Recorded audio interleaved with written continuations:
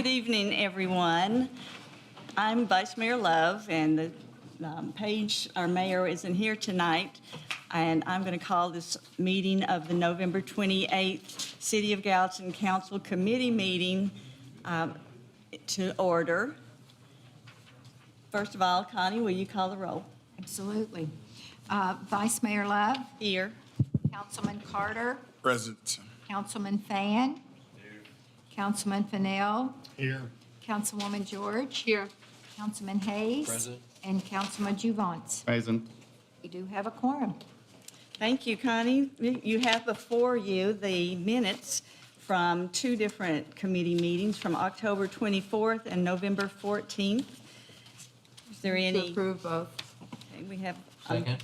a motion from Councilwoman George and a second from Councilman Hayes. Is there any additions or corrections to the minutes?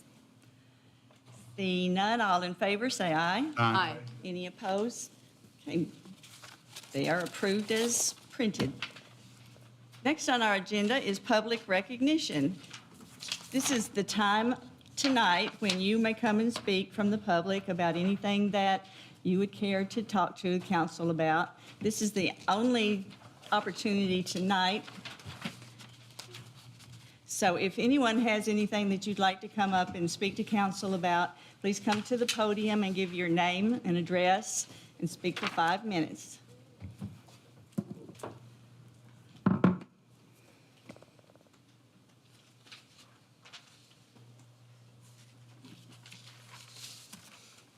My name is Barbara McFarland, and I live at 100 Stonehouse Drive in Grandview Estates.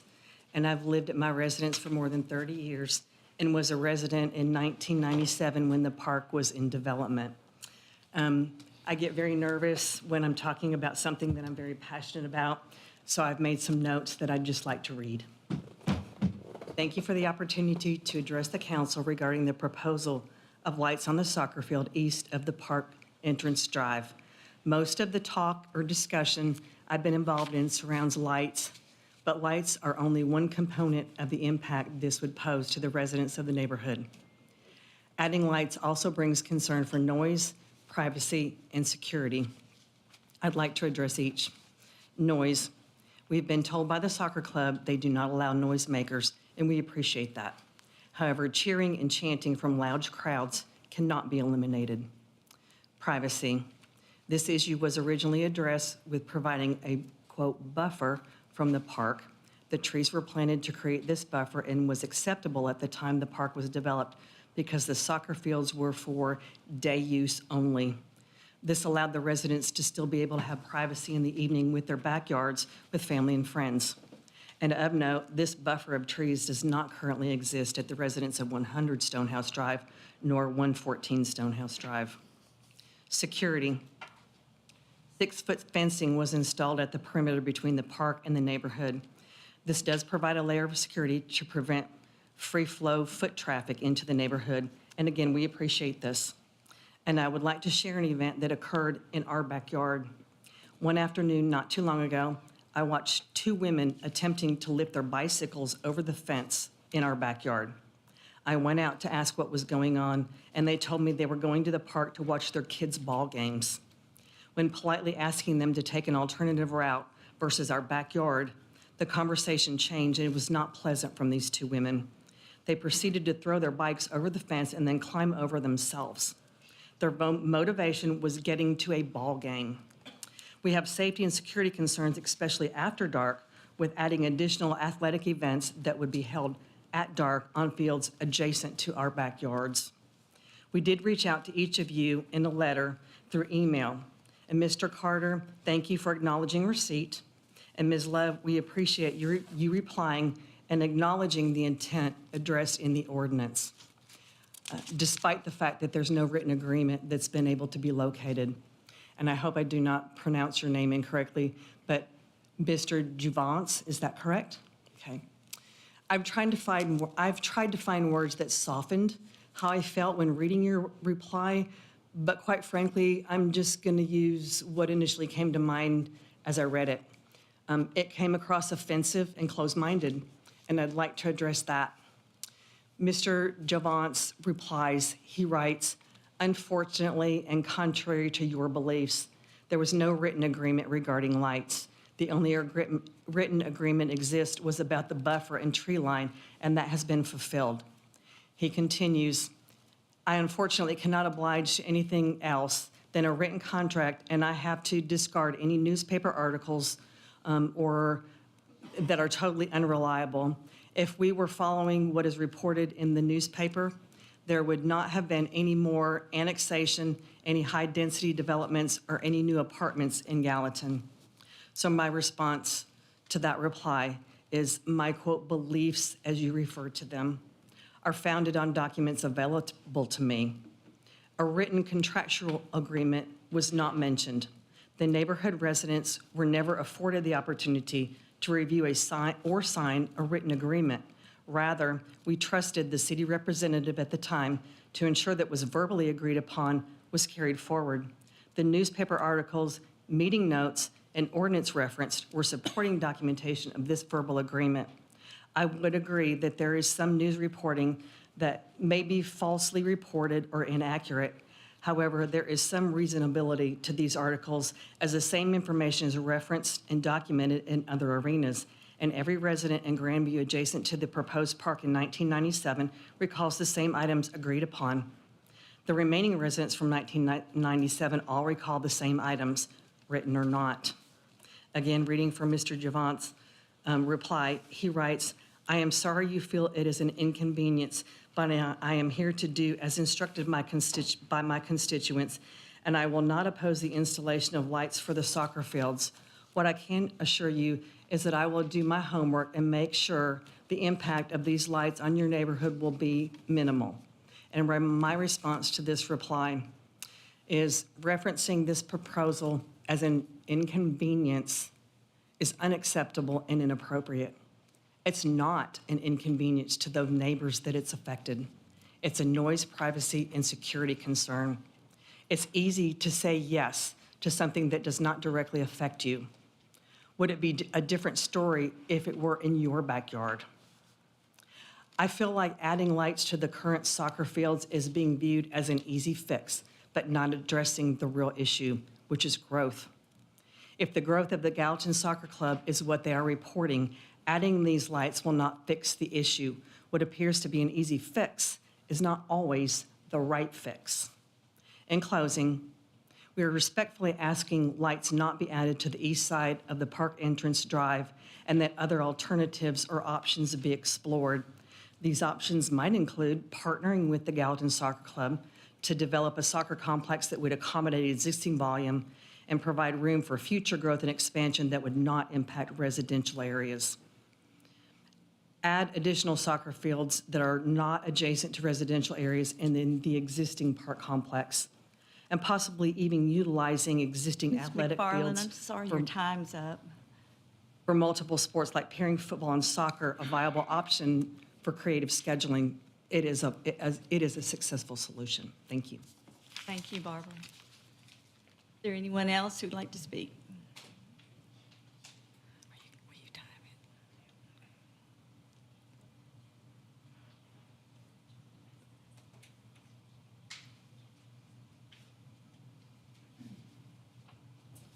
Good evening, Vice Mayor and Council. My name is Audrey Blankenship, and I live at 112 Stonehouse Drive in Grandview Estates. My property directly backs up to Triple Creek Park, specifically the unlit soccer fields. I'm here this evening to speak in opposition of adding lights to the soccer fields. It's my understanding and that of my neighbors that there's an agreement between the City of Gallatin and the residents of Grandview with respect to buffering the neighborhood from the park. Why do I think this? Well, first, after doing a records request, I found an ordinance from May 12th of 1997. Ordinance number 09705-032 states under item number 6 that the City of Gallatin shall enter into an agreement with the residents of Grandview Estates and Ray and Lori Doris of Hicks Lane, acceptable to both of those residents and the City of Gallatin with respect to buffering that residential neighborhood from the proposed park site. That's labeled A in the documents I've handed you. Next, I contacted Steve Brown, and he graciously handed over documents he kept from 1997, which I find to be informative and beneficial. These documents really shed light on the history and cooperation between the city and the Grandview residents. Document B is his personal notes from a meeting held on September 3rd of that year. Highlighted, you will see it says, "Soccer, day use only, no lights. They may install a security gate at area since parking lots would be used during day only unless there was a big event or tournament." Further down, it states, "Grandview concerns, buffer, trees, 6-foot chain link fence, and soccer parking lot should have no lights." Next, you'll see in document C, a letter from then Mayor Robert Langford stating, "I want us to build a first-class facility that will be a source of pride for the entire community, while at the same time minimizing the impact on your neighborhood." You might ask, how could he minimize the impact of the neighborhood? I direct you to Article D. Highlighted, you will find it states, "All the soccer fields are located on the far east side to act as a buffer for the Grandview residents against light spill." That's the key here. The unlit soccer fields are the buffer from noise and light pollution from the lit softball and baseball fields in the center of the park. Since that's the intent, it proves that the spirit of the agreement all along is for these soccer fields to be and remain unlit. Furthermore, please look at Article E, stating the plan showed the layout of the parks. Then there's two unreadable words, sorry about that. But it says, "with the unlighted soccer fields being closest to the residential areas." Ask yourself, why would it specifically say unlighted soccer fields if that was not the intent? Otherwise, it would have just said soccer fields. Again, remember, it's key to being unlit because it's part of the buffer from light and sound pollution for the neighborhood. I believe that any reasonable person who looks at the totality of all of these materials combined could only come to one conclusion, and that is that the City of Gallatin entered into an agreement with the residents of Grandview in regards to buffering sound and light pollution. And to do that, the soccer fields were and are to remain unlit. Clearly, the agreement between the city and the residents of Grandview are the green safety fence, pine trees planted on both sides of the fence, the 100-foot purchase of land behind each house from the city, and no lights to the right side of the road all the way through the park on any fields. Council members have asked me, but do you have a contract that states this? Respectfully, I submit to you, I do not have a contract stating you will put the green safety fence, but the city did. I don't have a contract that states the city will plant the tree line, but the city did. I don't have a contract that shows the 100-foot purchase of land, but the city sold that land. I also don't have a contract that states the city will not place lights on the soccer fields, but for 26 years, the city has kept those fields unlit. Why? Because I believe, whether memorialized or not, the city upheld the spirit of the agreement between us and them. So either the City of Gallatin followed its own ordinance and entered into an agreement with the residents, or it broke its own law. Which one is it? I believe that based off of all the supplemental evidence that I've shown, along with the fact that every single person who attended those meetings in 1997 recalled the same information with regards to the soccer field being unlit, the pine trees, the fence, and the 100-foot property, that only one conclusion can be drawn, and that's that an agreement was in place between the City of Gallatin and the residents of Grandview. I'm hoping the city does the right thing tonight and honors their word to the residents of Grandview and votes no on lighting the soccer fields. Thank you. Thank you. Anyone else?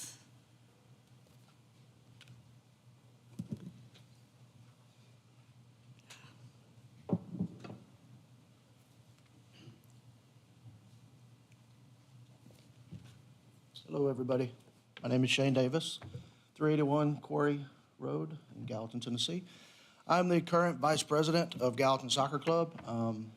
I would like to validate and acknowledge all of their concerns as somebody who is obviously a resident and a neighbor. All of those things I want to. I want privacy. I want people to respect my family time.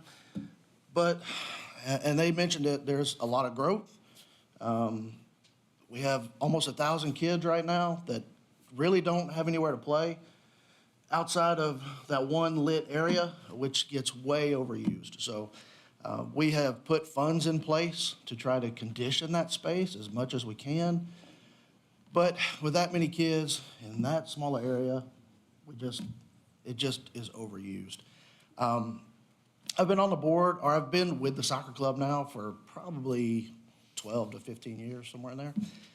We've never had a complaint, not one.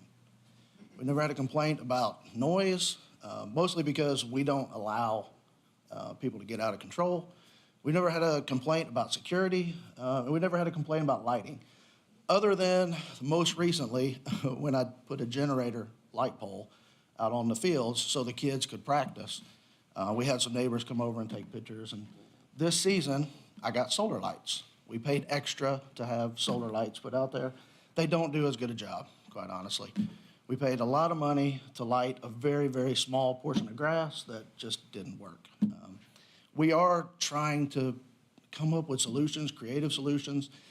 What we were told is that we need to try to do the best we can with what we have because of funds and things like that. And that's what we're trying to do. Like I said, I am not trying to be a bad neighbor, and trust me, I want what they want. But I also know that we have a lot of kids that need a place to play, and they need something to do. That is their space. It was designated as a soccer space to them. And I think it would be good for them to have it lit. I did bring somebody with me that lives next to the lit part right now. They live on the line. Donald, if you want to come up and talk a little bit. Have your own time. But that's it for me. I do want to say that I do understand their concerns. I get it. I'm not trying to be a bad guy, and I'm not trying to push something on them. I was elected to advocate for the children, so I'm here advocating for the children. Thank you. Thank you, Mr. Davis.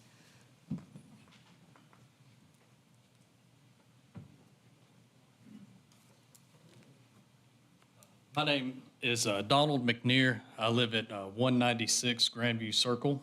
As Shane had mentioned, we live at the lit part of the field. So when we moved into our house, we've been there almost 10 years now. That facility was not lit either. So I'm not sure exactly when the lights were put in. But I think a lot of times when we have an idea of what something's going to be, we don't really know what the reality of that is until you're faced with it. I will say the technology that the Parks Department used with the lighting, I know light pollution is a concern that was mentioned earlier. My house, where I live at, there is no 6-foot fence, there is no buffer zone of trees, and there's not 100 foot of property that the city purchased behind me. Literally, the sidewalk is about 10 feet from my backyard. So we're about as close to the fields as you can possibly be. And we get no light at all into our yard. There's no light into our house. I don't know that the lights are on to the soccer fields unless I open up my blinds, look outside, or go outside. So quite frankly, I would like it if there was more light that did come into my backyard during this time of year because it gets dark so early. And I know that's one of the problems that soccer club has is there's not a lot of time for the kids to practice in late fall and early spring due to the time. But the other thing that I would say about it is today, the existing lights that are on the softball fields that are across the street and much further from my house project a lot more light into my backyard and into my home than what the soccer field lights do today. And then from a noise standpoint, we have the same noise that other neighborhood has in there. If I'm sitting inside my home, I don't even know soccer games are being played. If I go outside Saturday mornings, I can hear people cheering for their family. I know the soccer club usually runs a nighttime event once a year on the lit fields that the kids are really excited about. And same kind of thing. It's not a thing that really affects the quality of life of where we live. I can appreciate some of the concerns that the other folks had, but I'm not really here to advocate for the lights or not advocate for the lights. What I wanted to just say is, hey, the technology that the city used, and I think what they have planned for the other set of lights is fantastic. It really lights the field up, does a nice job for the kids, and really restricts any kind of impact on a home.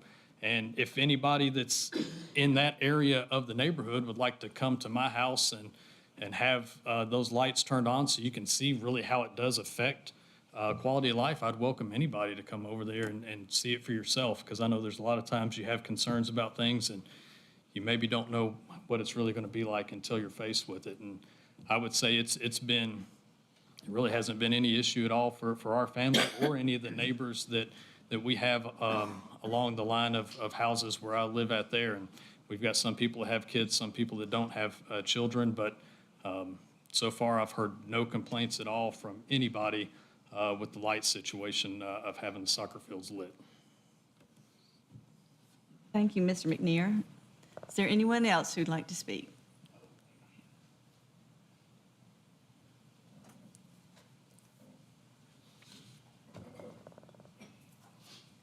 I'm Randy Fulkerson from 110 Stonehouse Drive. And I've been living there since the park came in. I've done a lot of work. My grandkids played there. And I respect his thoughts, on where he lives. But he had an option at the time he bought that. He knew it was going to be lit. We had an option, but we thought it wouldn't be. And here's the deal. The lights don't bother me. And I'm an electrician, and I do lights. That's not the issue. It's the time and the noise. I understand this fellow's, they got a lot of people. There's a lot of people all over Gallatin. We're running out of room for everything, But here's the deal. When you say, all right, I'm going to do this, I'm going to do that, that's fine. But those lights, they stay on sometime on the ball fields till after 11 o'clock. And that noise is there, but these people are basically in our backyard. And most of the time, I enjoy it. It's fine. But they play through, when the time is there, they play to 9 o'clock then. This fellow just mentioned the lights. He leaves and the lights are still on, and they go out, but the noise is gone. You understand? And I guess what I'm trying to tell you, I go in there, we use it, the people are there, the traffic, the noise, until you're sitting on your back porch, you've been listening to it all day long, and you tolerate it. It's good. Like I said, I use it. But then it gets to a point, you all go home, and there's times you just want to enjoy yourself, but you got people coming across the fence, getting their soccer balls. I'm sorry, but it gets noisy. It really does. And my point is, I would just like for it to stay like it is, and I'm being jealous or selfish, but I've been there a long time, and I've dealt with a lot of stuff, and I just tolerate it. I call Mr. Brown. They're over there cutting donuts on the park, and it's like, I hear it. I get up, and that's a car. But I'm rambling now, but I'm just trying to say that's my biggest concern is the noise factor late at night. And when they say, well, I'll be through by 9, well, we ran over. We had something come up late. And then they're there at 10, and it happens. It happens. Thank you. Thank you, Randy.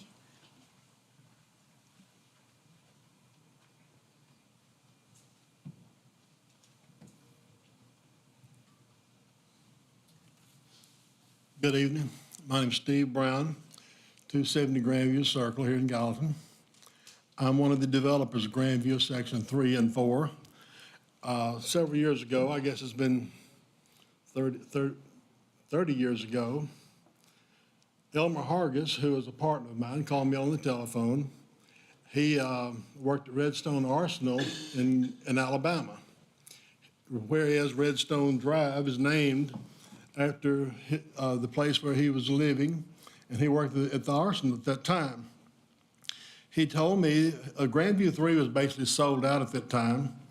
He asked me to check on it to see how it would impact the neighbors of Grandview Section 3, and I told him that I would, and I had a few meetings with Robert Wade Langford, and if it was going to impact the neighborhood of Grandview 3 too much, he was not going to sell the land to the city of Gallatin.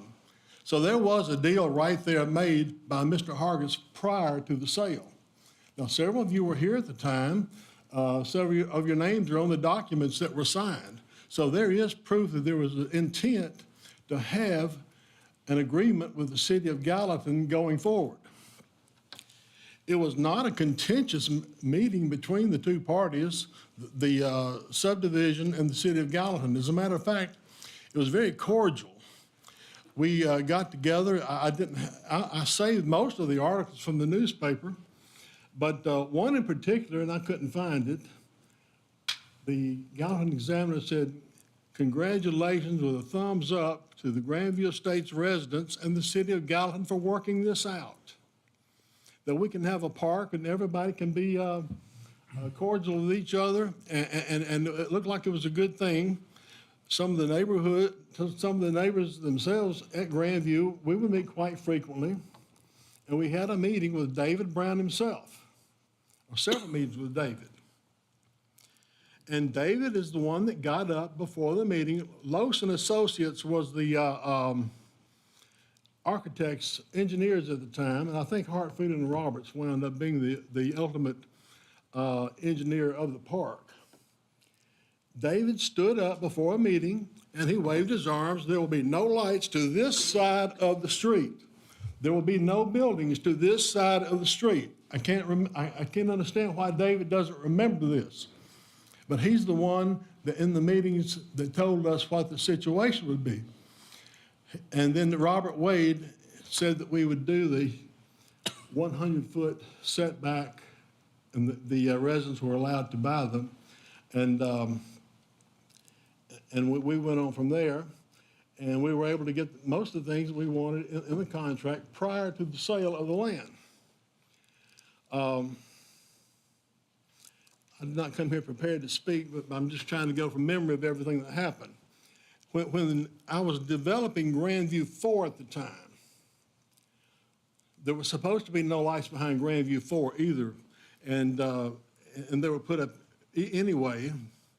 But Grandview 3, there was an agreement that the lights would not go up there. That's the best I can do of my memory. I'll be happy to answer any questions anybody might have during these negotiations.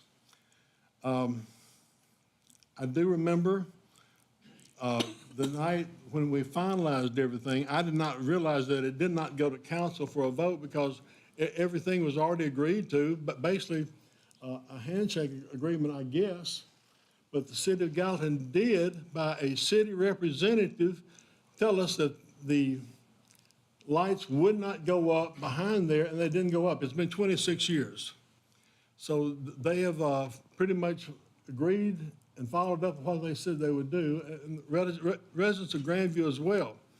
Grandview has been a very good neighbor to the city of Gallatin in this park. And I just would hope that will go on. I think several of you have actually bought lots and were there at the negotiations. So this is all I've got to say, and thank you very much for listening to me. Steve? I just said thank you. Is there anyone else wishing to speak during public recognition?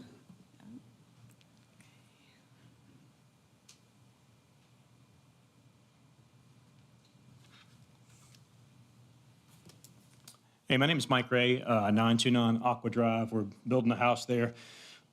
I came in here and spoke a few months ago about issues we've had with the parking ordinance. And I know that ordinance was changed towards the beginning of October. But unfortunately, last week, we spent an hour arguing with the police and 5 different people that didn't know about the ordinance change or didn't understand it or said that it wasn't changed. They wrote one of our workers a ticket. And then after about 30 minutes or so of talking to the city attorney and Joe Vance, they took the ticket back. And we spent forever dealing with it. And I'm really just hoping something can happen where we can just be left alone to build our house without being hassled by the neighbor or by the cops. Thanks. Thank you, Mr. Ray.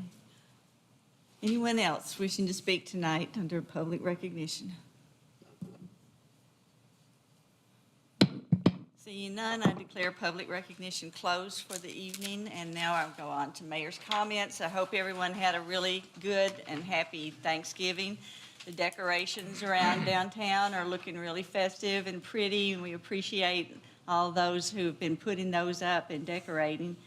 I always personally look for Santa Claus in the window above Phillies and the day after Thanksgiving, and he was there, so that lets me know Christmas time is really here.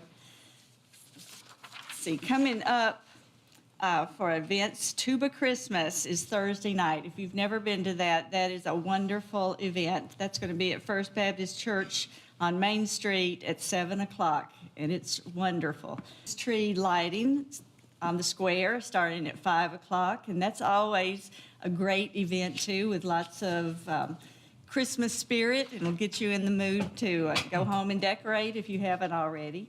And then following that at 7, there'll be an evening with Chapel Heart at the Palace Theater, which I'm sure will be great. That'll be a really good concert. On Saturday, there'll be breakfast at the American Legion from 7 till 10 that morning. Saturday night is Mary Mannel's at Rosemont. I hope everybody has a ticket and will be there. There's a Gallatin's Coin Show at the Civic Center on the 8th and the 9th. And I'll go ahead and mention the Gallatin Christmas Parade presented by the Primrose School of Gallatin will start at 12 o'clock noon on December the 9th. Another one of our wonderful traditions in Gallatin that I hope will never end. It's all very fun and a great day, so I hope everyone will come to that. Now I'll go ahead and go up to the regular agenda. I've had requests to move items number 7 and number 13 up. Is that all right with everybody on council? We can do that. Do I have to have a motion or anything? Just need an agreement from council. Is that all right with you all? Yes, yes, okay. So I'm going to go ahead and ask Chuck Stewart to come up and speak about number 7, and we'll begin our agenda. Thank you, Vice Mayor Love and Council. Sorry to ask you to move me up, but I'm on vacation. I'd like to get out of here.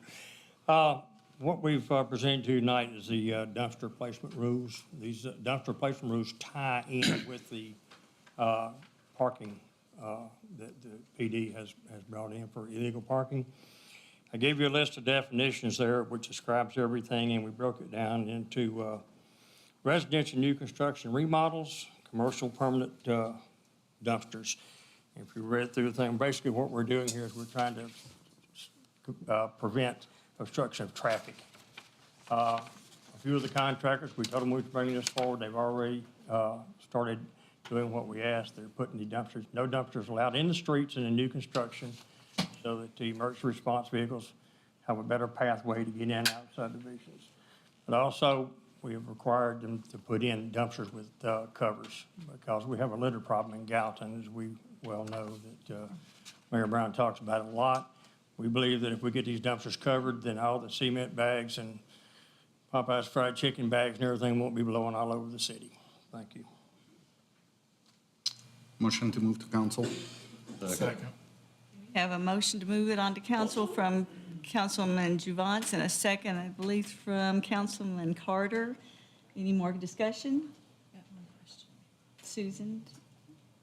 At the department head meeting today, there was some discussion about when this was going to take effect. Right now, the resolution says it's going to take effect immediately upon passage.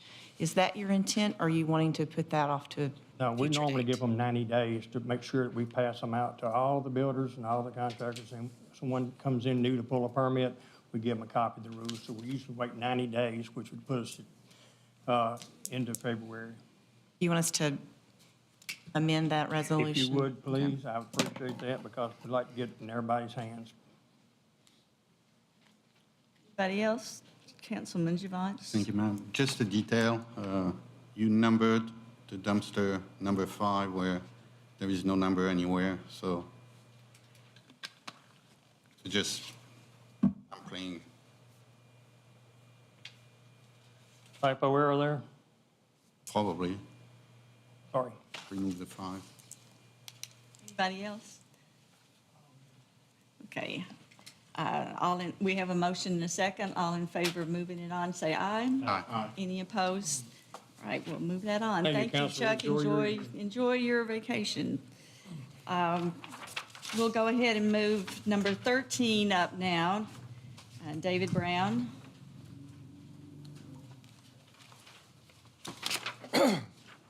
Yes, you've heard both sides today from the soccer league and from the neighbors. You know, I'll just go tell you, even if we lit these fields, it's not going to solve our problem. We just do not have enough facilities for soccer.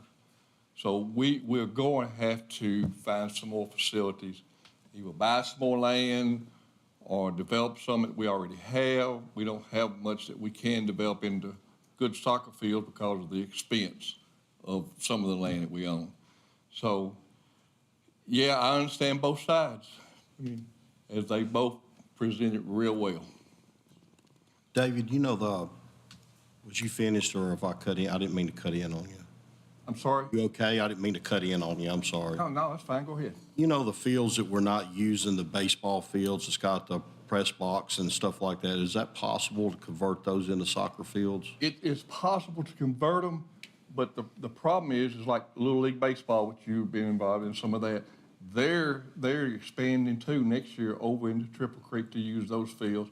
We did offer the soccer league, and I think they use some of those fields for practices or whatever. But games on Saturday, if we convert those into soccer fields, then that eliminates our big softball tournaments because that's all the fields we have. So that would cause the other problem on the other athletic field, portions of the park. Sean, which complex are you referring to for converting to soccer fields? Triple Creek. Well, there's three. There's A, B, and C. Are you talking about where Miracle Park is, or the ones before or after? Well, the first one there on the left, like you're going to Miracle Park. Okay, so that wouldn't help the situation either because those fields are not lit either. Correct, David? I know they're not lit. B is not. If he's talking about A is too small. B is not lit, and then like B is going to be baseball and softball, and then of course we have funds now to make those fields playable for tournaments and stuff. That's what they want, for us to get large tournaments. What about the fields next to, right around the Civic Center on the right when you're? They use those down. Football, soccer.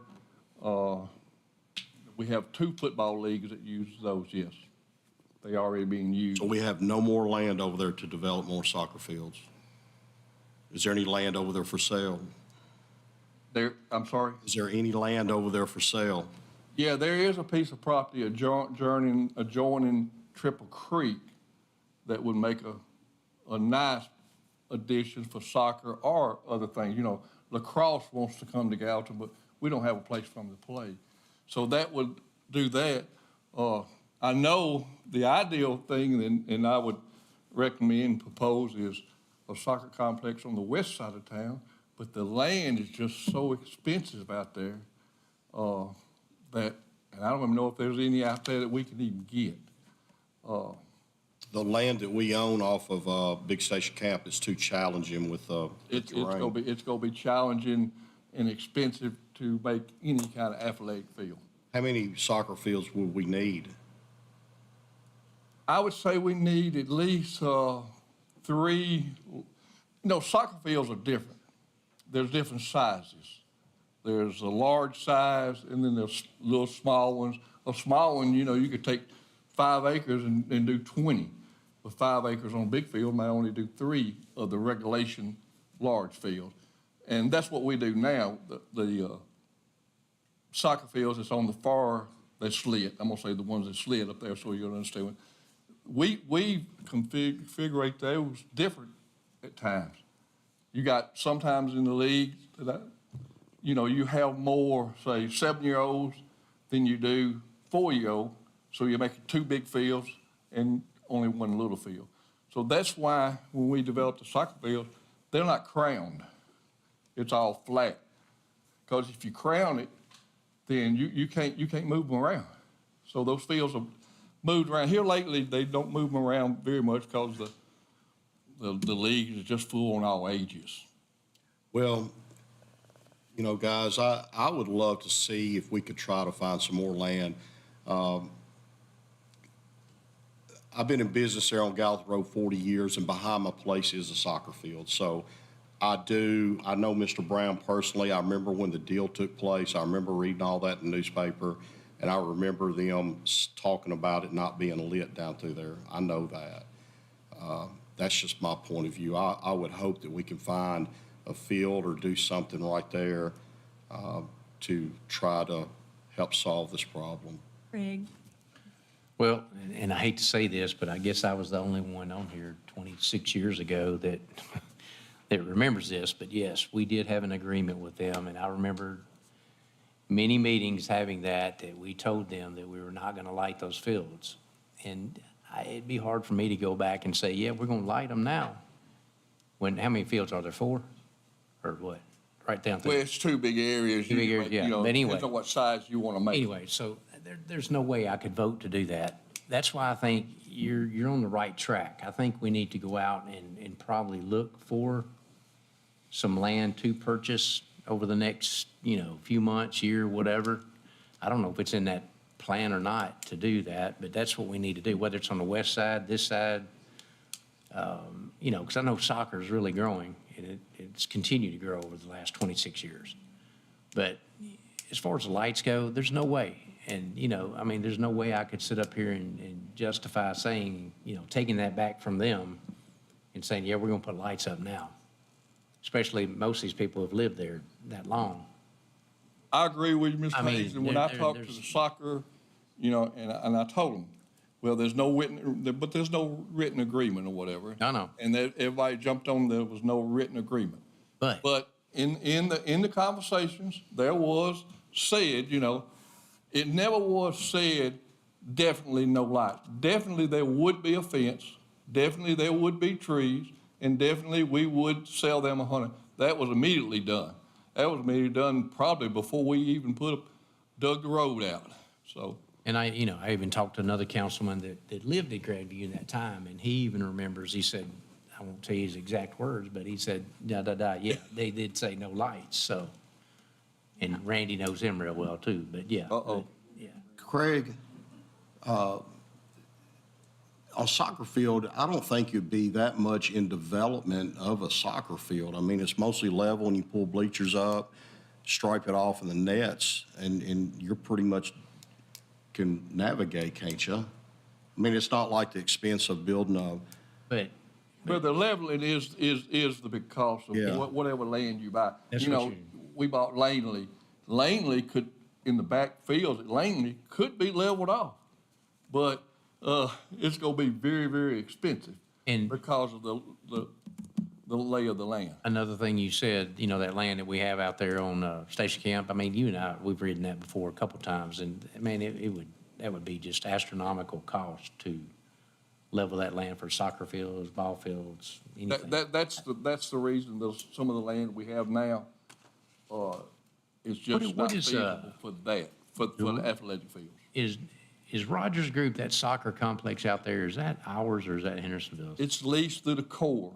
Yeah. The biggest problem with that is the flooding. The flooding, because it gets 4 foot deep out there. Yeah. And every time it did that, they do play some games out there, lighting it would be, but building buildings and stuff would be I know, almost. you're taking a chance. Yeah, the buildings, well, I told people we're going to have to raise it up 20 foot probably. But the cost of that. I think you're on the right track. I mean, I think we do need to look for some land. I mean, I could not sit up here and say, yes, we're going to put lights out there. There's no way. I wouldn't do that. And I would hope nobody up here would do that. But I'm just saying that's what we need to do is look for some more land.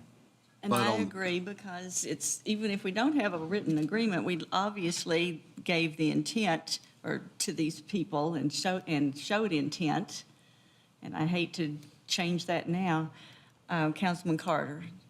So with this, I do support there being lights at that field. This agreement that's not written is just like an agreement that happened in my district when there was development that came about. I supported it. and I thought the development was good. However, there were a few constituents that were under the impression that land was vacated to them and that there shouldn't have been a driveway in a certain area.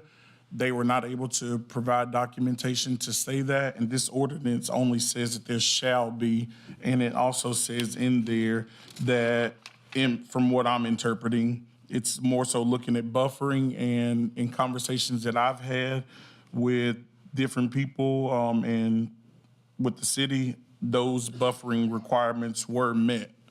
So it doesn't say anything about there definitely not being lights. Councilman Javas. Thank you, ma'am. To start, and thank you, ma'am, for putting me on the spot, but at least I answered your email, it was not the case of everybody.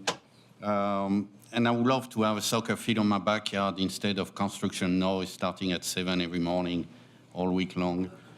The issue here is that we have a certain amount of kids who are going to play soccer. That's not going to change.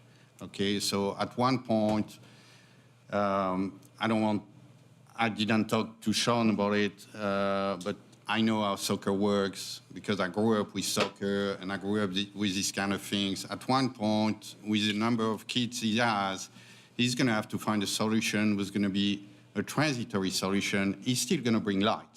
And he's going to bring portable light on generators because that's what they're going to have to do to make sure the kids play soccer, okay? And with what's approved at that council, see what passed to the council last week, new development, the only green space in that development is the dog park, okay? So kids have to go somewhere to play, or worst case scenario, they're gonna be in jail. So we have growth. We can't stop that. Maybe there was an intent, but things change, okay? We hear that all the time, things change. And I'm sorry, there will be noise on Saturday. And again, I would love to have noise only on Saturday beyond my place. So buying the land, we're gonna have to find the land, I know someone who sell that land. Yeah, I know. Mr. Kirkpatrick, a big piece of land, but you're too expensive for us. That would be a great soccer complex back there for sure, but we can't afford it. So at one point, the soccer is gonna happen with us or not putting lights because they're gonna have to make it happen. With the amount of kids they have, they're gonna have to make it happen. And, you know, if I was you and running these kind of kids, that's what I'm gonna do. I'm gonna bring portable lights on generators. We're gonna make more noise than anything else. So it's in a plan. We haven't voted on it yet because, you know, it's on the plan to develop the park. The lights are in there and they are a priority. And again, kids need the place to be. And, you know, so that's the way I see it. I just believe that with this, it would look bad on the city to go back on their discussions from years ago now and change everything. But Steve? I've lived in Grandview 4 times. Lived in, 4 different houses. I've sold 5 different houses over there. Actually, maybe 6, I'm not sure. But one of the questions that I was asked when I was selling these houses was about the park, the noise. And I told them, you hear the noise, but there's not supposed to be any lights because that's what was understood years ago. So I can't vote for lights after I told people that purchased a home that there's not going to be any. And it goes back, Craig remembers it. Now, my next question is, have you approached anybody about any property, maybe that property adjoining over at Triple Creek?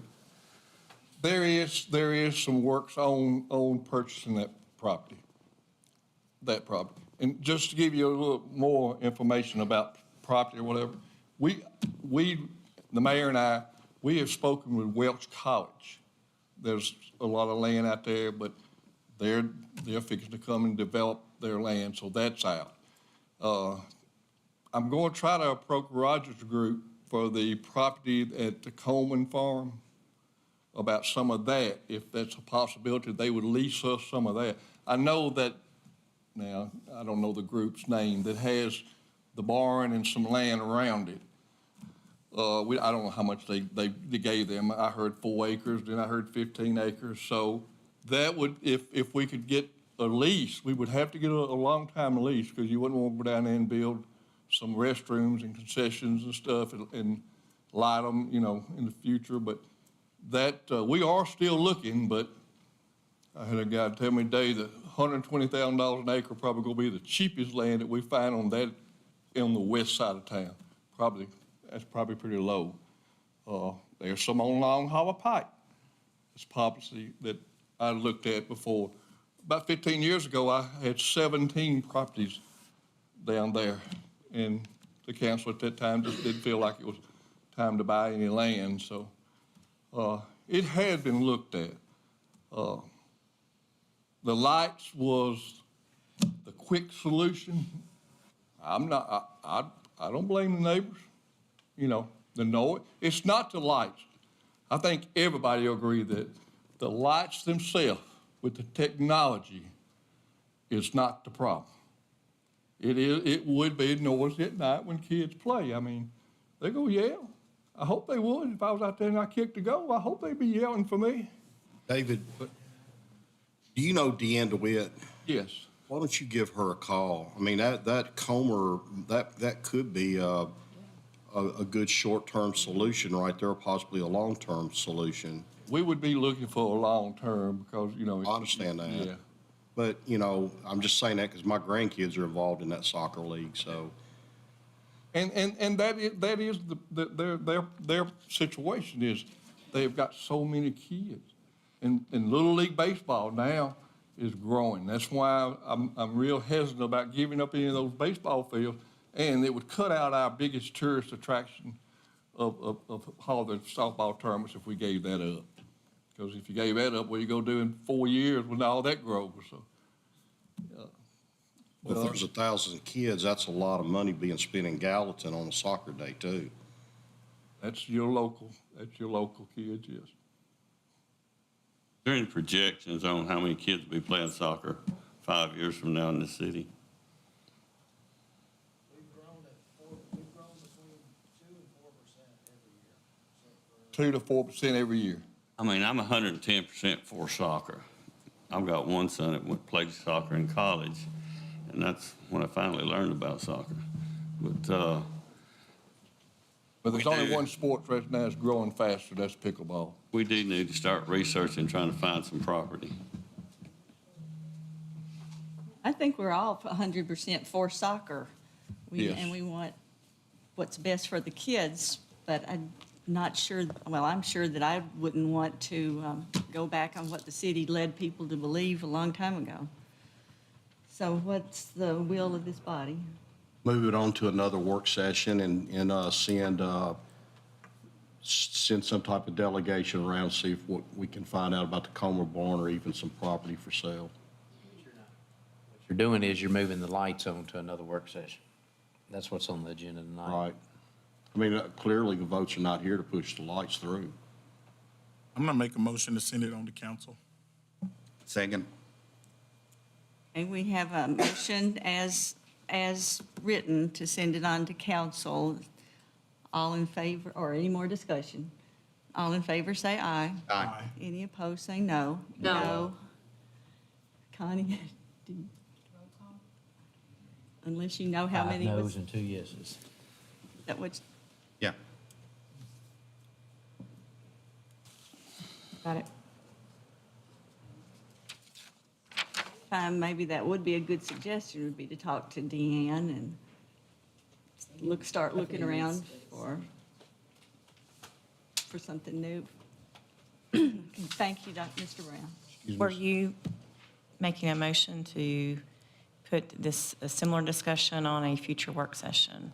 Yes, why don't we do it after the first of the year, and let's get through all the parades and our employees' dinners and stuff like that. Again, Okay, we have a motion to put it on when? When do you think?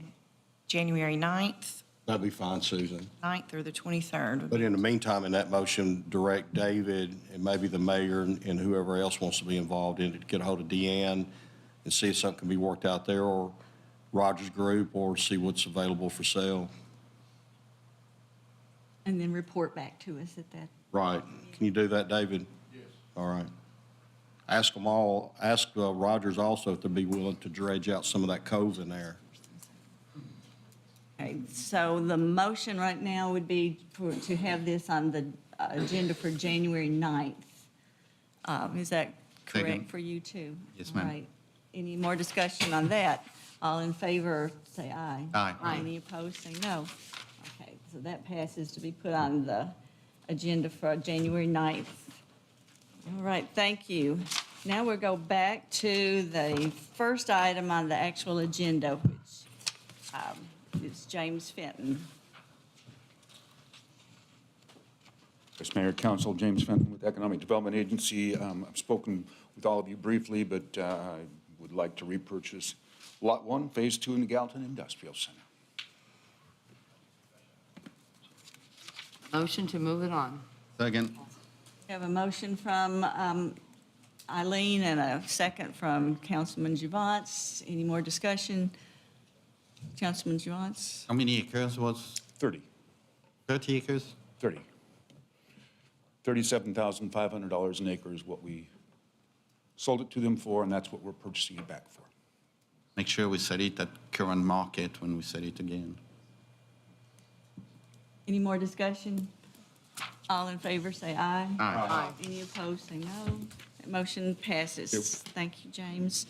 Number 2 on the agenda, David Kellogg.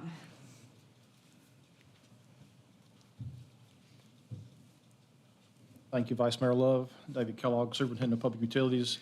This first item is an ordinance to approve the purchase and authorize funds for the purchase a portion of a parcel adjacent to the wastewater, or to the water treatment plant for future expansion. We're looking at about an 8.25 acre portion of the parcel south of Peach Valley Road between the water plant and the lake. Motion to send on to council. Second.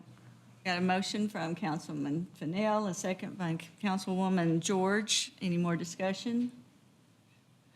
All in favor, say aye. Aye. Any opposed? Motion passes. Thank you. And number 3 is also going to be Mr. Kellogg. This is an ordinance awarding bid and authorizing funds in the amount of $4,500,000 from the TDEC ARPA non-competitive grant for the Bly Street, the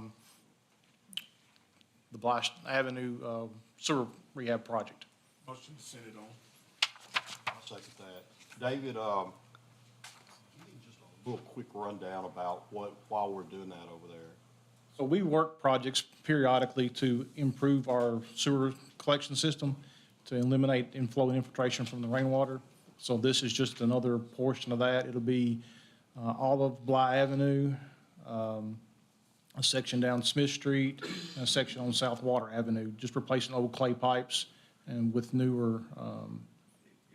No, that area is prone to flood. Is that what you were saying, that it will mitigate some of that problem? As far as the sewer, yes. It won't mitigate the flooding, but it'll keep that water from getting into our sewer system, which means we have to transport it and treat it at the wastewater treatment plant. Okay. Just, we're trying to keep the rainwater where the rainwater is supposed to be, in the ditches and not in the sewer lines. All right. Okay, we have a motion from Councilman Carter and a second from Councilman Fennell. Any more discussion? Councilman Javance. Thank you, ma'am. The bid is 3.1 something million. The transfer is 4.5. What the difference for? So that includes engineering,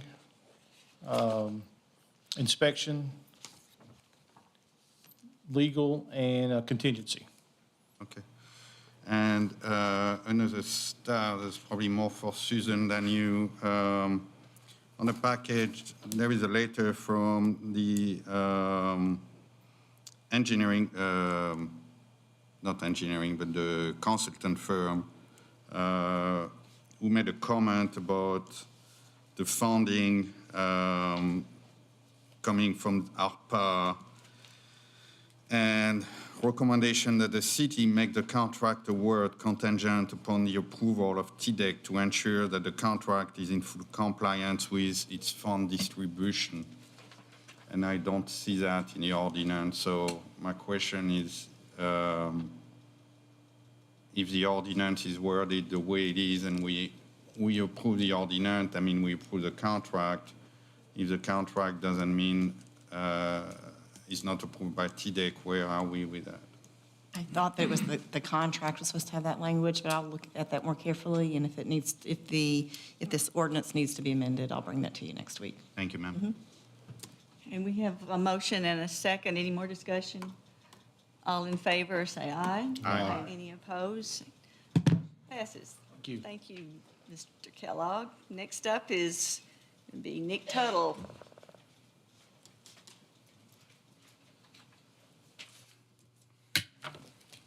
Bill was saying that might have an image here that we could use. Jeff is able to switch that over. So we've got an item where a citizen is looking to do a little subdivision at 736 North Water Avenue to create a couple of extra lots on that section of roadway. And with some research through the subdivision platting process, they found that probably, I think Bill said, over 100 years ago, there were some deeded right-of-ways to the city that were never improved and never really taken advantage of by the city, that would connect North Water to the end of Trimble Avenue, and then a short little piece of alley that was also dedicated to the city. Again, the city has never used it, does not appear to have a use for it now in 100 years, and we would recommend that we just abandon this. It's similar to a couple of other instances where we had the issue along Hartsville Pike that came up to East Main Street, and another one where Martin's Vineyard was platted over some old deeded right-of-ways that were just never used. So our recommendation is to abandon these old right-of-ways and allow them to do the subdivision that they'd like to do. Motion to move to council. Second. We have a motion from Councilman Javance and a second from Councilman Carter. Is there any discussion or questions? Councilman Javance. I just can't believe what I heard, that Bill recommend abandoning connectivity. Sorry, Ed. Uh-oh. Uh-oh. The planning commission recommended a abandonment vacation. Thank you, Bill. Merry Christmas. Hey, anybody else? We have a motion and a second. All in favor say aye. Aye. Any opposed, say no. Motion passes. Thank you. Oh. Bill, you're skipping. I'm jumping ahead. You're I'm sorry. trying to get in front of Bill Sorrells. Okay, Bill.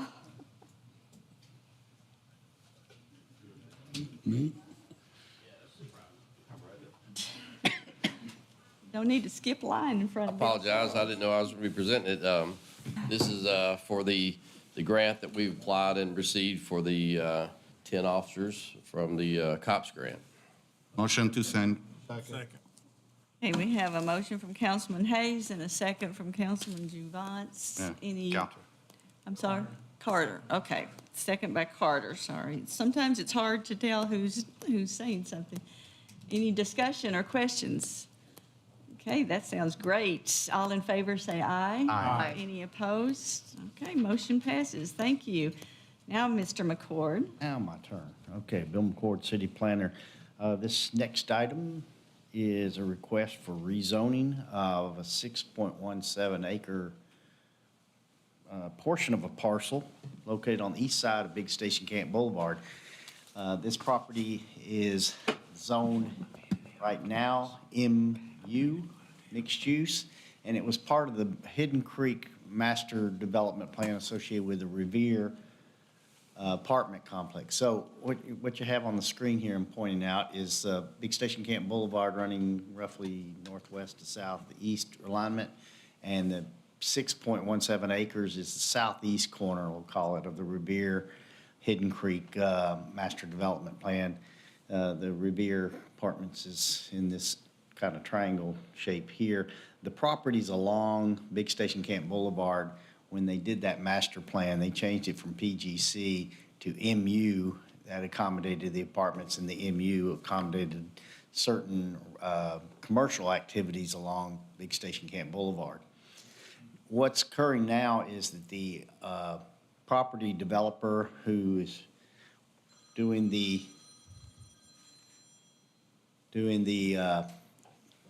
McCain Station site, which is just to the east of Revere Apartments, is interested in acquiring this property here, and they would like to rezone it back to PGC and amend the master development plan to incorporate it into their commercial development.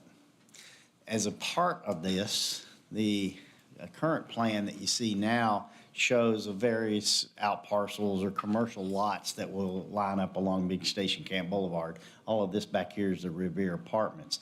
We're only talking about this property from Springdale Lane southward, and in this case, kind of southeastwardly, along Big Station Camp to join the site that is now developing as McCain Station. This map shows you, and it's tilted on its side, so north is kind of up this way. This includes this area here that is PGC, which is part of McCain Station now, and included a little, very small triangle that was annexed 5-6 years ago, I guess. And so this this portion, the southerly portion, is the 6.17 acres of its own MU that we're talking about, and how it aligns with McCain Station. Excuse me, I went too far.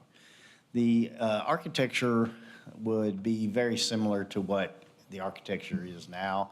It would allow for a variety of commercial type uses, and these are samples of the types of things that you would have, including restaurants and general retail, basically. But there are other uses that are described in your report, and I want to point those out to you because PGC zoning allows a lot more commercial activities than the MU does.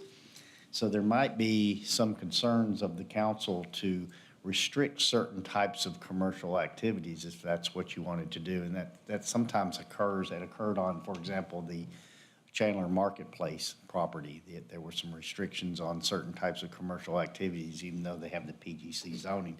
So those are described on page 3 of the report. Some of those uses that are allowed in PGC that are not allowed under the current mixed use include animal care, group assembly limited, vehicular craft and related equipment, automotive parking, automotive servicing, retail business supply, wholesale sales, and food service drive-in requires a conditional use in the MU zone where it's permitted by a right in the PGC zone, and a couple of others that are similar in impact. So I wanted to point that out, and there's a difference with that PGC zoning. Now, the applicant is intending to, there we go. The applicant, as you see here, wants to rezone this, and part of the master plan associated with the amendment to the master plan of the Hidden Creek is to extend a private, it'd be a private lane, but it would tie the Provine Boulevard, which is the main street where the new 7-Eleven is, it goes up into the main portion of McCain Station, but a private drive would be extended across the back of what's already in the master plan from McCain Station, but it also would be included and continue over to Springdale. So that would provide an alternative route to having internal traffic to have to get back out onto Big Station Camp Boulevard. So it would tie those areas together. So that's the big issues dealing with this. Again, I want to emphasize that it was previously zoned PGC as was all of this property, and I think the anticipation was at the time that maybe the the leaders of the city thought that this might develop as a regional mall site or some large, very large commercial activity. And we've all are familiar with the track of retail development in the last 15 years or so. It's really evaporating in many ways. The Planning Commission did review this and approved a resolution with 2 conditions. Those conditions are to update the traffic study at the FMDP stage when that occurs. The trip generation, other than certain additional uses that are afforded under PGC, is probably not going to be much greater than it is under MU. The other is to ensure that we have the code-required buffer between what is now the existing apartment complex here and the, we'll call it the north boundary of the property subject to annexation. So the recommendation by the Planning Commission was a 6-0 vote for approval. Motion sent to council with conditions. Okay, we have a motion from Councilman Juvance and a second from Councilman Hayes. Any discussion? Any questions? None, all in favor, say aye. Aye. Any opposed, say no. Motion passes. All right. We've already covered number 7, so we'll go on down to number 8 next. Courtney Russell. Good evening, council. As preparing for our longevity payment, which according to our current rules and regulations is due to be paid next Friday, December 8th, we noticed that the adjustment previously done to this policy specified that only full-time employees would be eligible for it. Practice has been, and we want it to continue to include those who have permanent part-time or classified part-time status. It wouldn't apply to temporary or seasonal workers, but those who have been employed with the city for 3 or more years would be entitled to, may be entitled to payment of up to $100 per year of service, prorated based on how much they're scheduled. Additionally, there was the Department of Labor and Wage and Hour Division opined that we needed to make it clear whether longevity payments are guaranteed or are of a gifted nature to conclude whether or not those payments needed to be included with our overtime calculation. And since there are exceptions to eligibility, we wanted to make it vastly clear that they are gifted in nature and not guaranteed part of salary. Have a motion? Motion to move to council. Second. Have a motion from Councilwoman George, a second from Councilman Juvance. Do we have any questions or comments? Councilman Juvance. Thank you, ma'am. Just quick, for the part-time employees, it's the prorated rate. What the base on hourly? So our 40-hour per week employees essentially, or full-time, so some of them are 42, are at the $100 per year level. If you are scheduled at 25 hours, it is what, 60%? The calculation is based on a comparison to 40 hours.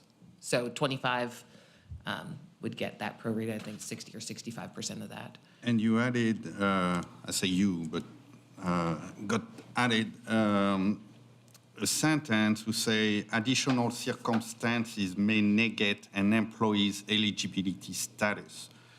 That's pretty vague. And my question is what are the circumstances and who decide the eligibility status?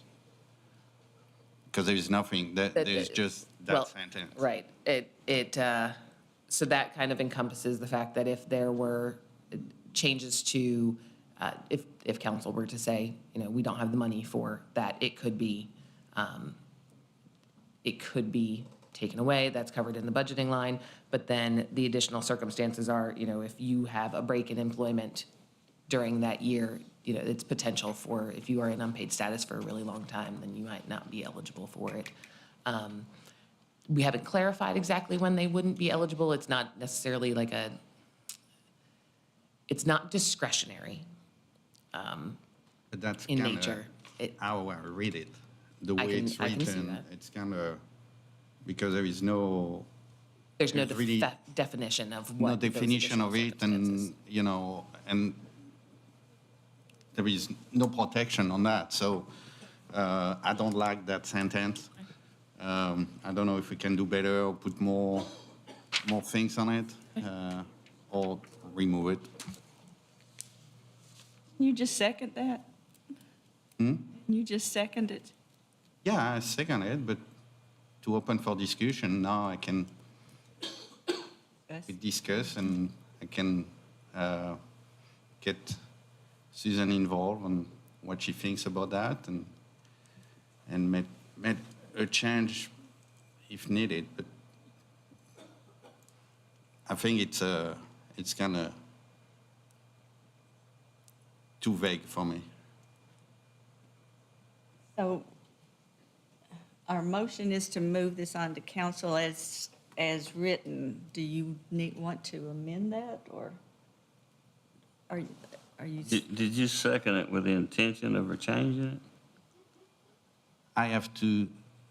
We have to second it for discussion.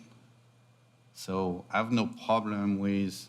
You want to discover what the process is that what you're saying? I had a question, so I ask a question, and if that need to be changed, we change it. But Is that what you want to do, to change it? I would like to know what Susan thinks about that.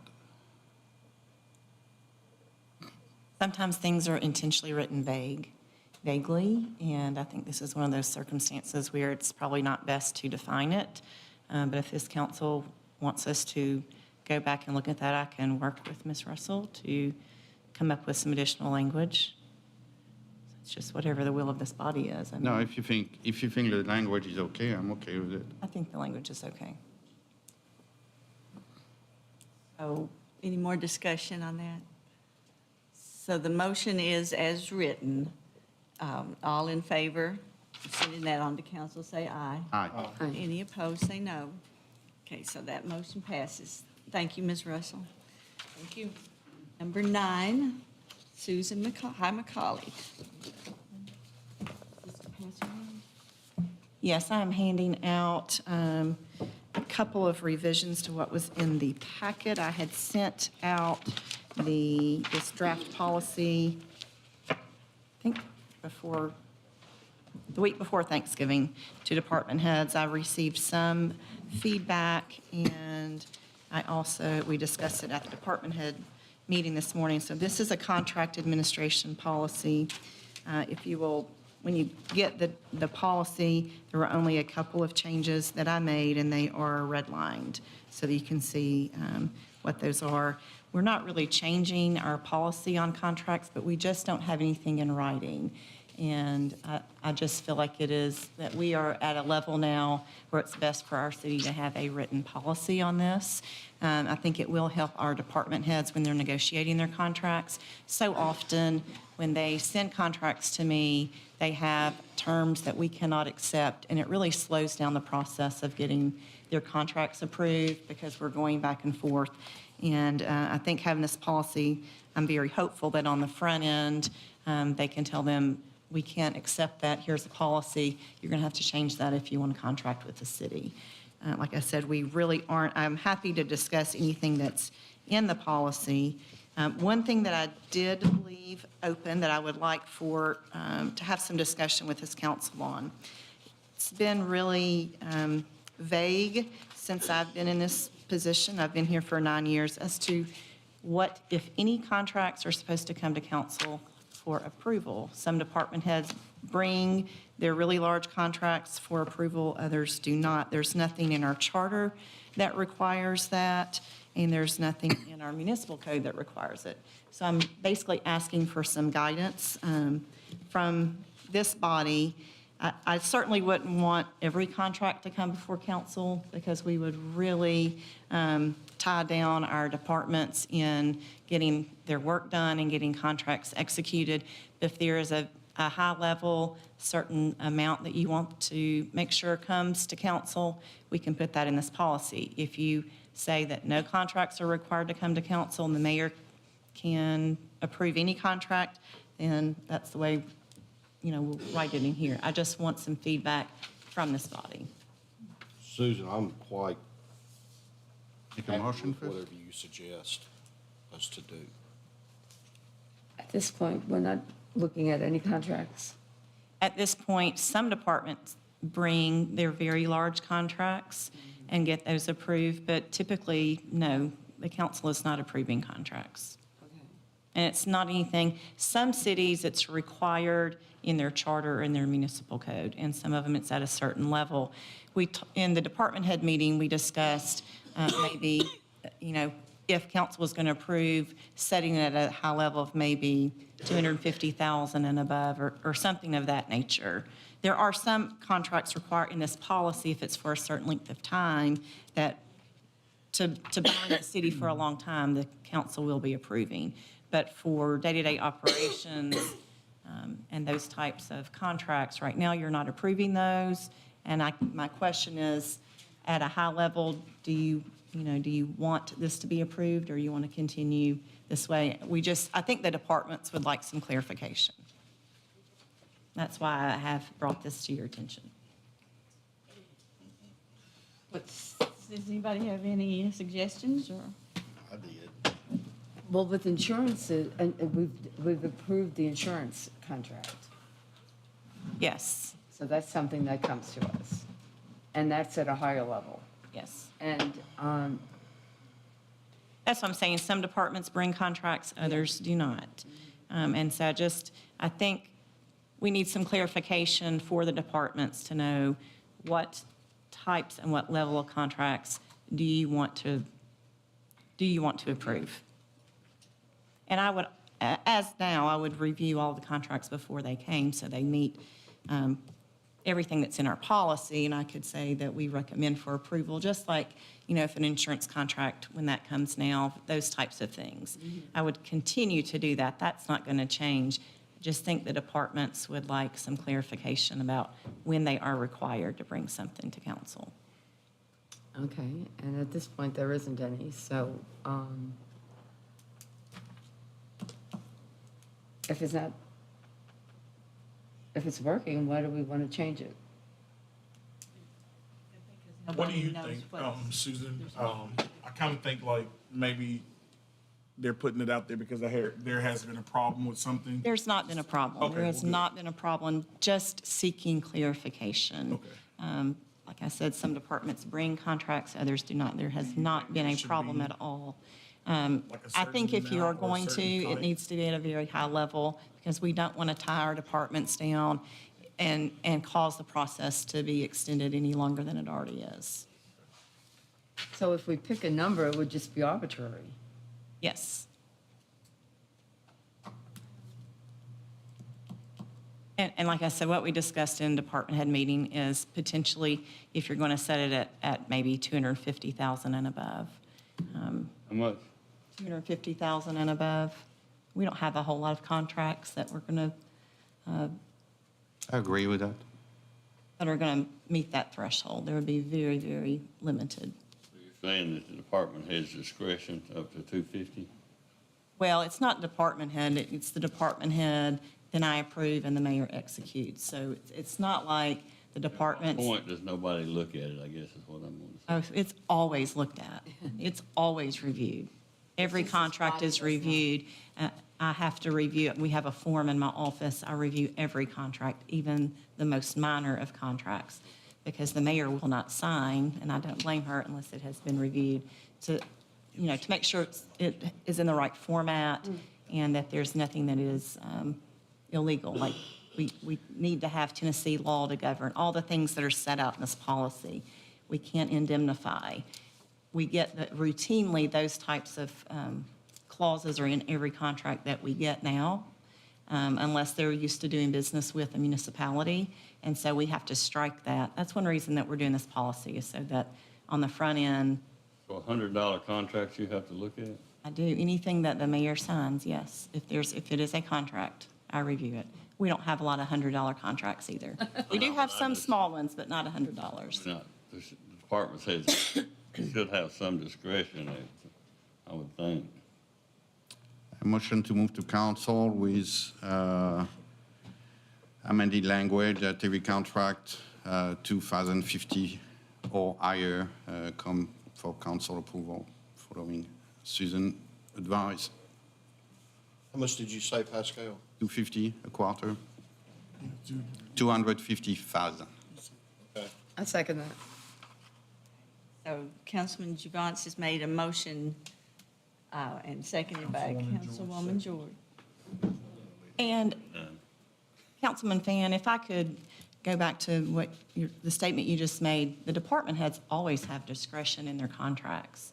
I review them as to form to make sure there's nothing that is illegal in them, to make sure there's not a clause in there that's going to get us tied up somewhere. I don't negotiate the contracts on the front Don't end. strap of department heads if it's something simple. The departments, they negotiate all of their own contracts. Typically, sometimes they ask me to step in and help, but typically because they know what their service they're trying to get or what product. So they negotiate the contracts, they send it to me to make sure it's approved as to form before the mayor signs. Because the mayor is required by our charter and our code to execute all contracts. Department heads do not have authority to execute any contract. Okay. All right. Does anybody have any more questions about this? Councilman Javance? Yes, ma'am, just one. In a contract, you talk about risk manager. Who's our risk manager?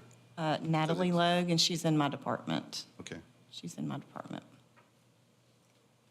Okay, all in favor of sending this on to council with anything over $250,000 to be sent to council, say aye. Aye. Any opposed, say no.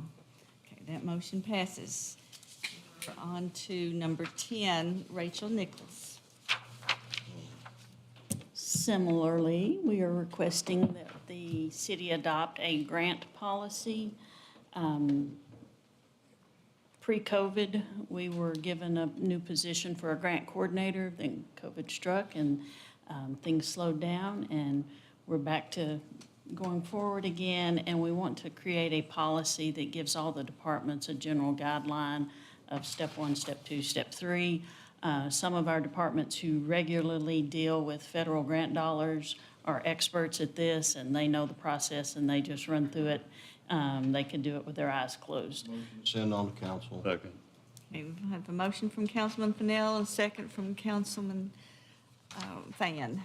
Any more questions or discussion? Councilman Javance? But just saying, before COVID, you were talking about getting a grant coordinator position. Do you think we still need that? Oh, yes. On the city level? Yes, and we have one. We have one? Yes. Pre-COVID was when we were funded for the position, and we had the person hired right when everything shut down. And so that delayed us moving this forward. But we have that position filled, and we're wanting to get our policies in place so that everybody understands how these need to be handled and in what order. Good. All in favor of sending that on, say aye. Aye. Any opposed, say no. Motion passes. Thank you. Number 11, Rachel. We have an internal control manual that Comptroller's Office mandated for all cities to approve back in 2017. We haven't really made any updates to it until this year. Several of the departments have had organizational changes within their department, so we updated their org charts. There were some specific softwares that were mentioned in the old policy that we no longer use, so we've updated that information, and we added a small area regarding grants. So those are minor updates that we've made to this policy, and we would ask that we update it and move forward with it. Second. We have a motion from Councilman Carter and a second from Councilman Fennell. Any more discussion? Councilman Javance? Two questions. The first one is on the top, who said, before developing its internal control system, the city of the world, and each department should determine its mission, strategic goals and objective, and then formulate a plan to achieve this objective. So I I like the idea. The only problem I have is that I don't know what it is because I never heard it. It's not addressed to you personally because it's a city mission. So I was wondering if you guys know what it is because what the long-term goal, because I don't. Sean, you? Eileen? So that would be great if we actually had a mission statement for the city to tell us what the goal, the long-term goal is, and or if it's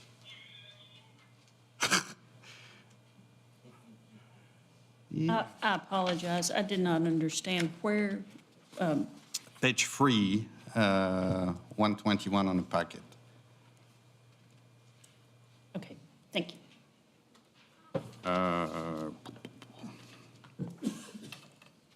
Another stuff is on page 36, 154 of the packet,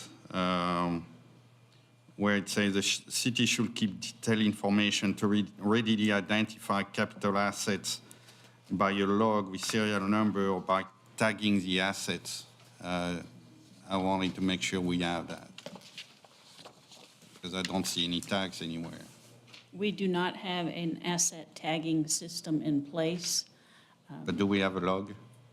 We have, yes, and within our software, any capital items that are purchased, those are tracked. For vehicles, we track the VIN number, make, model, all that. For a construction project, we track the location. We don't count those as capital assets because they are too small in value per item. Thank you. On page 39, you use the word entity. What do you mean by entity?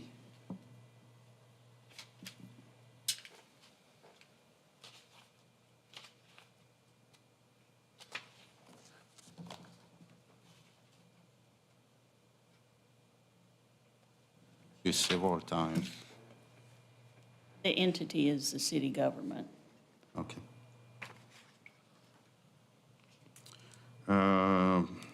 Page 40, says that city charter and municipal code are available on the city's website, and I don't think we have that on the city website. We do. They're on the We do? attorney's page.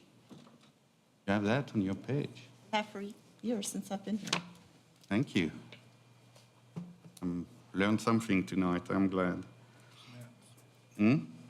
Yeah, I know. It's great. And another question on the IT where I was surprised is to see that our IT department oversees everything except GPU. And I was wondering why our IT department doesn't have control of the IT on the GPU side. That just pure. It predates my time with the city. GPU had historically outsourced their IT services, and when the IT department was developed, that continued on. I don't know that there's any specific rationale for why they do or don't. Historically, they had outsourced their IT services. Would that be saving money if we were putting GPU under our IT service?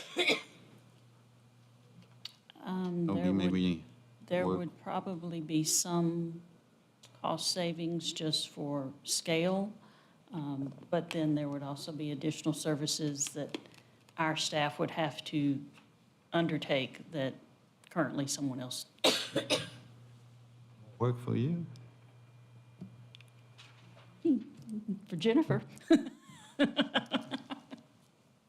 I don't know, that would be maybe something worth exploring on the money side, because if we can save money, it's always good. Because, you know, if we have one CD and we have two different, I don't know, I like to have everything on the same umbrella.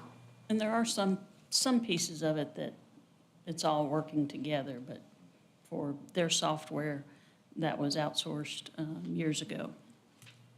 That's all. Anybody else? All right, all in favor, say aye. Aye. Any opposed? Okay, motion passes. Rachel is going to give us financial reports. October reports are in your packet. Before the meeting, I handed out the September sales tax numbers. Shows we're still trending very positively on our sales tax collections. Glad to answer any questions if you have any. Okay, Rachel. Rachel, I got a question. Oh, I'm sorry, go ahead. Yeah, go ahead. I can go ahead. Is there any way to gauge when we're having a lot of tournaments like soccer, softball? Is there any history on how much our sales tax spikes? Do you have any formula for that?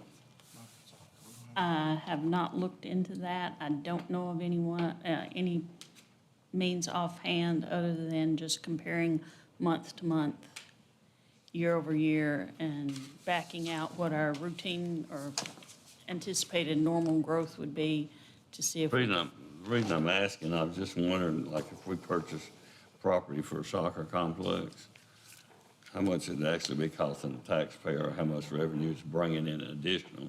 Right.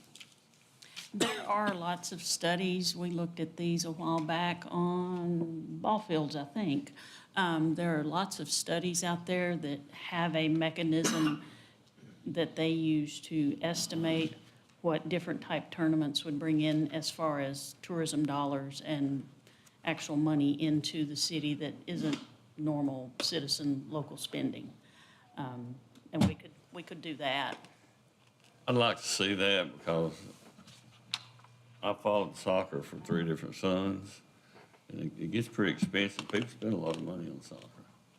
I was sitting back there listening to Mr. Brown, and he said the land that we have around Station Camp isn't good for any fields. So my thought was, well, let's sell it and go buy land that is good for fields. You know, that's my finance mind thinking. There may be constraints on the land, but. Well, that land is so challenging. That piece of land we got over there, guys, is so challenging. You know, we have thought, Craig and I, because it's in our district, have really thought about what it could be used for, and there's not a lot of use because the shifting of the dirt, it would be so much money to do that. But it's sad that we've got that over there, and it's just sitting there as an asset, and when we could turn it into something that would be good for us. That's not a bad idea, what she said. But we would need to look at, I mean, it was a gift. It was Right. gifted to the There may city, be so there are stipulations. probably wouldn't it some get restraints on some what it can be used for, and if it can be sold, and there may be some reversionary, a lot of times when people gift things, if, Well, let me ask you that. We I all- haven't looked at it, so I don't know. I'm Yeah, just I saying, don't Mr. either. Brown was shaking his head. He might know the answer. 45 acres was donated at for a park, and I don't think it could be sold. 15 acres was bought by the city from the church. I think it could be sold. But the 45 acres, that was gifted from Dan Downs, who still is alive. And what if somebody like, we approached him, I guess it would be possible for him to go back on that to allow us to do something, to shift it somewhere else. Actually, it was the Franklins. Yeah, we can ask Facebook, they know how to do it. Maybe, Wrong there. hey, maybe we can do a swap land back there. Patrick? I'd like to speak about that, but, you know, I would want to do it at the council, you know, in a proper way. I can make a motion to suspend the rule. Have a second? I'll second it if he wants to, gentleman wants to speak on it.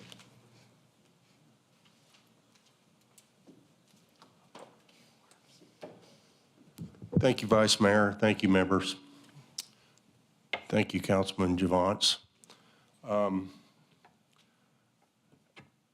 In discussions with, you know, we have 131 acres that runs from Nichols Circle to Woods Ferry Road. We have turned down now 3 developers for the property. You know, things are rapidly moving forward, perhaps with the D.R. Horton project. I don't want to, you know, say that that's going to pass or it's not going to pass, but I was here last night and they gave, you know, a good presentation. And I think when Councilman Javance pointed me out earlier in the meeting, I think he was thinking about the big field there that's on Nickel Circle, bordering Nickel Circle. That soybean field basically is flat. But as part of a larger master development for the entire property, we have about 11 acres in the creek bottom at Woods Ferry Road, between Nichols and Pumping Station Road. They're on the west side of Woods Ferry Road. And I think it'd be ideal for a soccer pitch, a lighted soccer pitch.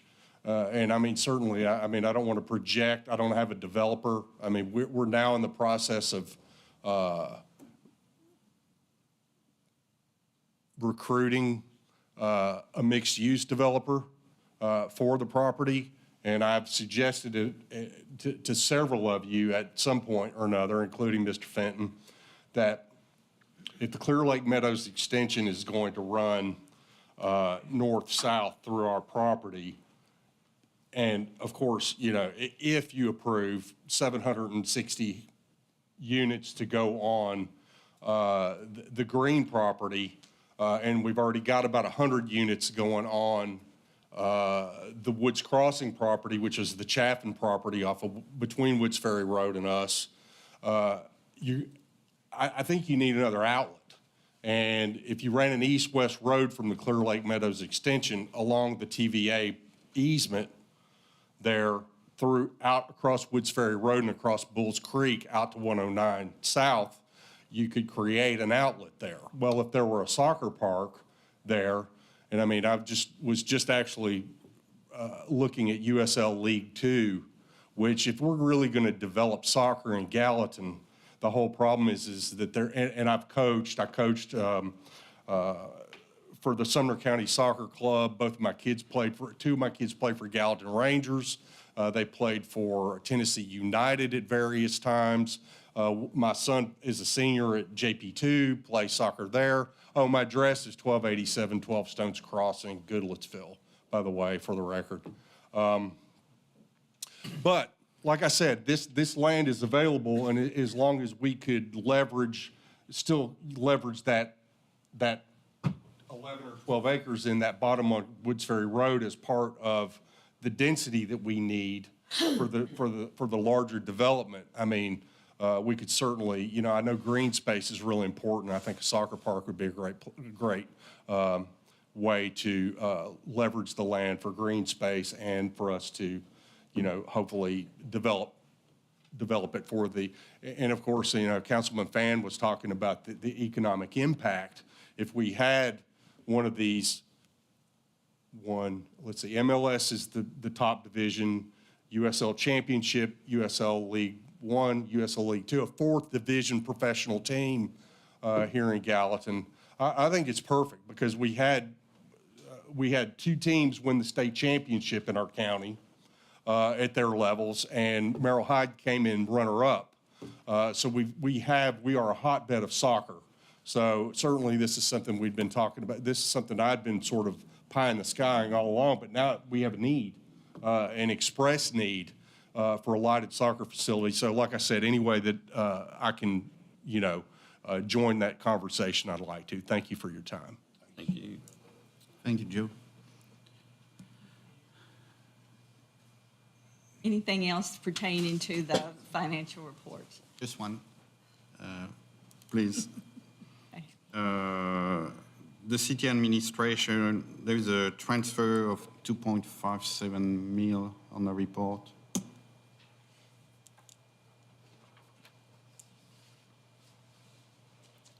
$110.41, 310. First page.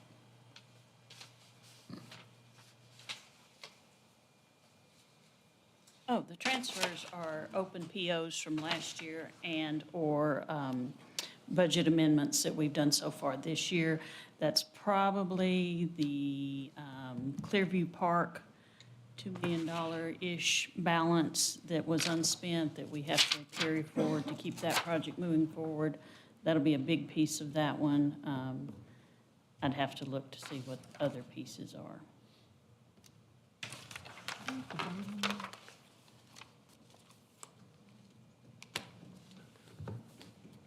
Okay, thank you so much, Rachel. Thank you. This is the-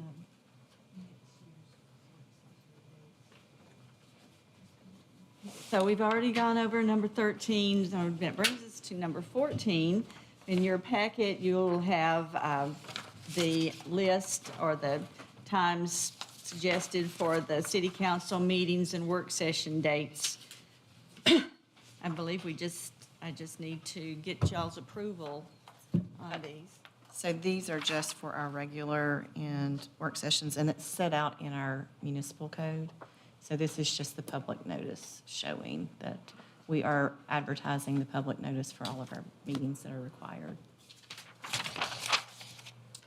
Somebody needs to read that out loud. Paige told me I didn't. The only thing that it states in here is with the exception of November 26th and December 24th.